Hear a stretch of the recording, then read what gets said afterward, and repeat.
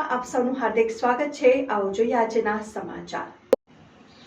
Bhavnagar marine પોલીસે યુવકને શોધવા માછીમાર બોટ લીધી તો કરોડોની સ્પીડ બોટ ક્યાં ગઈ? ન્યૂઝ 7 ઇન્ડિયામાં તમારું સ્વાગત છે। હું છું પરમાર ભગીરથસિંહ। ભાવનગરમાં 3 માછીમારો નીકળ્યા હતા, પરંતુ 3માંથી રામજી મેહર નામ યુવક 11 દિવસથી ગુમ છે। પરિવારમાં આરોન છવાઈ ગયું છે અને 28 ફેબ્રુઆરીના રોજ વિપુલ રાઠોડ અને શાંતિ મેર નામના સહિતના માછીમારો ઘોઘાથી દરિયા ડોલર નામની બોટ દરિયામાં માછીમારી કરવા નીકળ્યા હતા। ત્યારબાદ વિજય રાઠોડ અને શાંતિ મેર માછીમારો બોટ લઈને પરત ફર્યા ત્યારે પરિવારજનોએ અંગે પૂછપરછ કરવામાં આવી, પરંતુ પાછા ફરેલા માછીમારો અલગ અલગ જવાબ મળતા સબમરીન પોલીસને જાણ કરવામાં આવી, પરંતુ યુવાનની કોઈ બાન મળી નથી। આ અંગે શું કાર્ય થાય છે?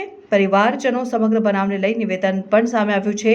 તેમણે ફાળવેલી સ્પીડ બોટના સવાલો ઊભા કર્યા છે અને પોલીસની સ્પીડ બોટ બંધ છે। માછીમારને દરિયામાં કોઈ મુશ્કેલી પડે તો કેવી રીતે પોલીસ પહોંચે છે? કરોડો રૂપિયાની આ બોટ કેમ બંધ છે? તેવા સવાલો ઊભા થયા છે।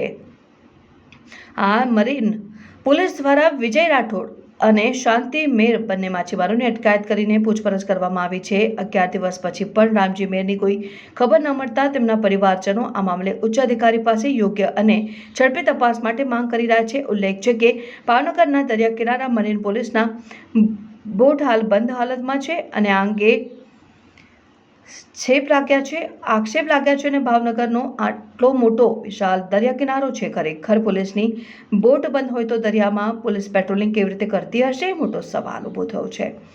બોટ શા માટે બંધ છે?